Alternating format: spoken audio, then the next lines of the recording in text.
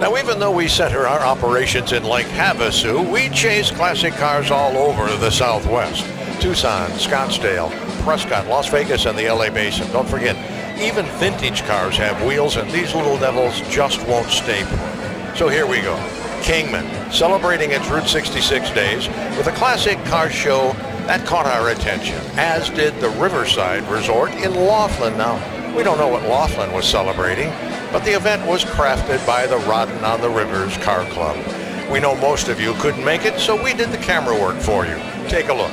It's a little like people watching at the airport when you miss your flight.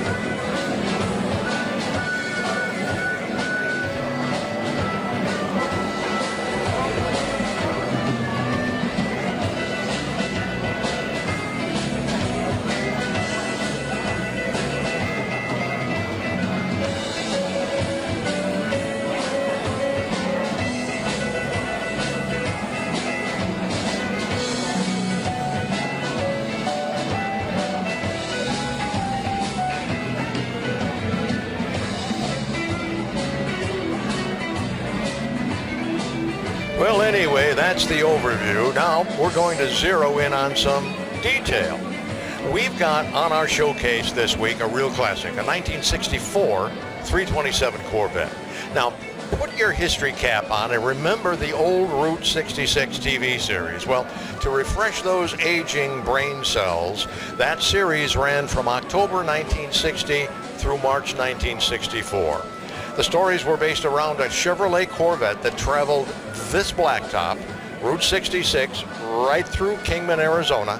Now, I know we're stretching the point just a little bit. The movie Corvette was a convertible, and we have a hardtop, but we're close, sort of.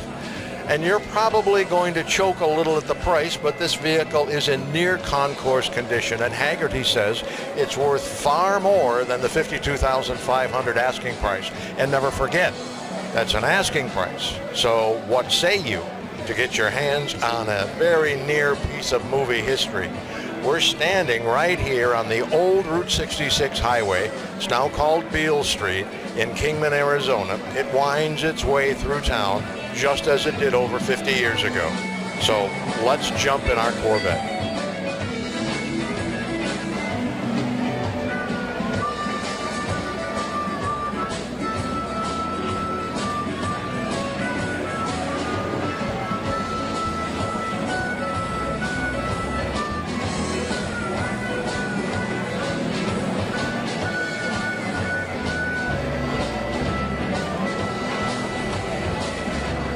My 1964 Corvette. It's a 327-300 with a 2-speed Power Glide automatic transmission.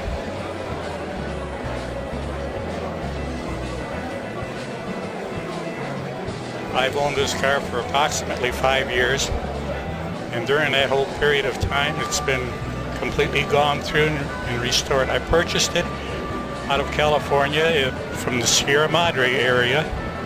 The car had been repainted prior to my receiving it, sometime prior, and the car had been stored for over 20 years by one of the 2 previous owners. I am the 3rd owner.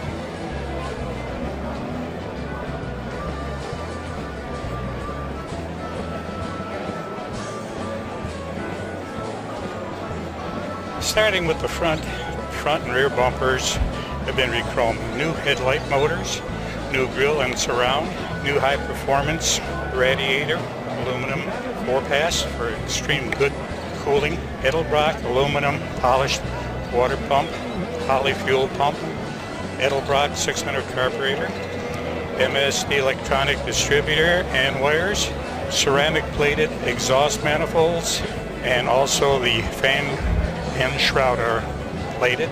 The new complete front suspension, upper and lower A-arms have been powder coated. New rear wheel bearings, new aluminized exhaust system throughout, new Delco OE shocks, rebuilt wiper motor and chrome plated, new power brakes, complete dash gauges overhauled, all chrome emblems have been replaced. The inside has new carpeting, a real thrill to drive. It's smooth as silk. It's a turnkey operation. Everything has been redone. Strictly a ground-up restoration, inside, outside, and bottom. The paint is a silver blue, original color, but it has been repainted. Other than that, it's like get in and go, either show, go, or just enjoy.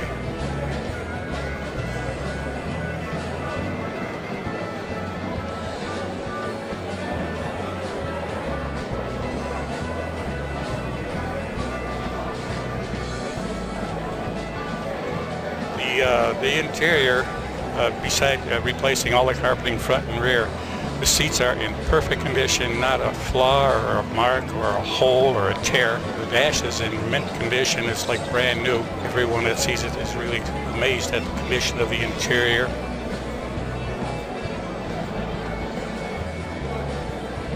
The mileage is approximately 50,000 miles. The transmission has been gone through and found no excessive wear, but everything has been checked out, cleaned, painted, and put back together.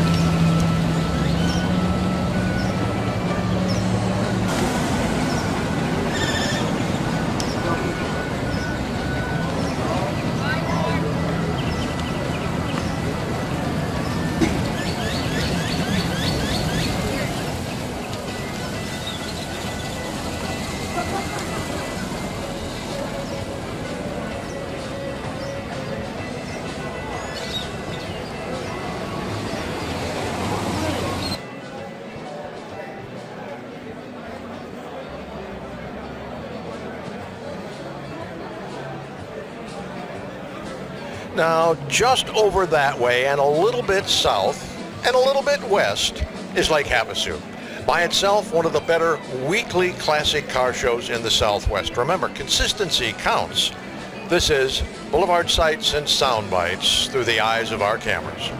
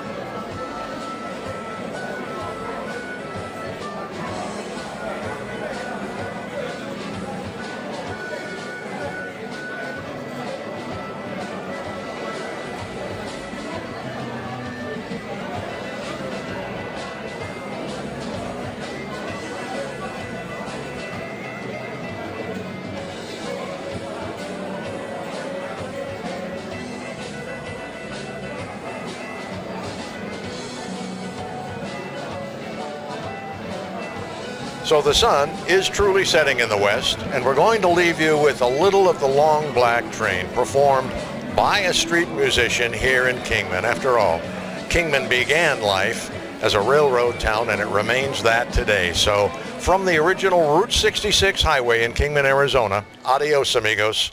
Thanks for watching. There's a long black train coming down the line, feeding our souls lost and crying. Them seen people's names without brothers for the long black train. Now, there seems to be some common rumors that the city of Kingman is a byproduct of U.S. Highway 66. Well, as romantic as that might be, it's just not the truth. Kingman has a long, trailblazing history all its own, and the truth is, Kingman didn't get its start from Route 66. It was Route 66 that found its way to Kingman. The story goes a little like this. Around 1850, about 10 years before the Civil War broke out, the Army was looking for a way to get supplies from central Texas to what we know today as the Los Angeles Basin. Now, keep this in mind. This is about 1850. There were no Chevys, no Jeeps, no Hummers. There were only burros. And they were nasty, stubborn, ornery, and I think a little smelly. They drank a lot of water, carried very little as a pack mule, and they were scared of their own shadow. So this may be the first time in recorded history that thinking outside the box is credited for a solution. Army Lieutenant Edward Beale was a cavalry officer and had this crazy idea.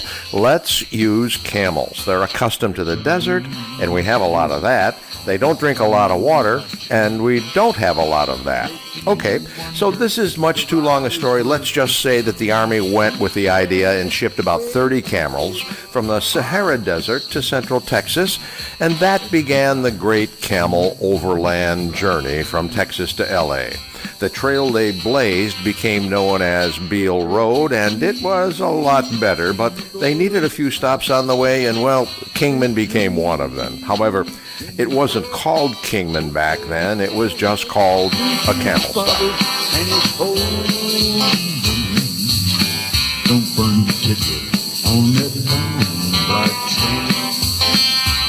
It wasn't until the early 1860s, when the Civil War broke out, that the camel adventure was abandoned.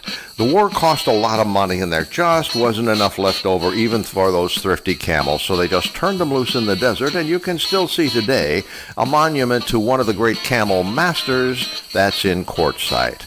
But enough of that. By the end of the Civil War, the steam engine had taken hold, and a new railroad company called the Atchison, Topeka, and the Santa Fe was looking for a way west. They hired a popular surveyor by the name of Lewis Kingman to find the best route through Arizona to Barstow, California. Yep, you figured it out.